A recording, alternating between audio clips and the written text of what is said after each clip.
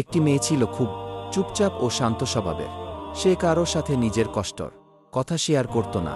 সবাইকে হাসি মুখে দেখলেও তার ভিতর ছিল অনেক দুঃখ, অনেক কষ্ট।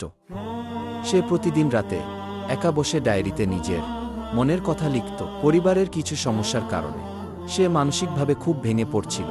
পড়াশোনার চাপ, ভবিষ্যতের চিন্তা, মানুষের কথা সব মিলিয়ে সে খুব ক্লান্ত হয়ে যেত।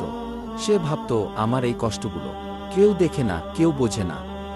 একদিন সে কুরআনের একটি আয়াত পড়ল, নিশ্চয়ই আল্লাহ তোমাদের অন্তরে অবস্থাও জানেন এবং তোমরা যা গোপন কর তাও জানেন কি। সে বুঝল, মানুষ না বুঝুক, আল্লাহ তো সবই জানেন। সেই দিন থেকে সে আল্লাহর উপর ভরসা করতে শিখল। নিয়মিত নামাজ পড়তে শুরু করল, কুরআন তিলাওয়াত করল, দোয়া করল। ধীরে ধীরে তার মনে শান্তি আসতে লাগল। সে বুঝল, আল্লাহর পরিকল্পনা আমাদের চিন্তার চেয়ে ও সুন্দর। কিছুদিন পর আল্লাহর তার কষ্টের প্রতিদান দিতে শুরু করলেন। তার পড়াশোনার উন্নতি হল, পরিবারের সমস্যা ধীরে ধীরে সমাধান হতে লাগল।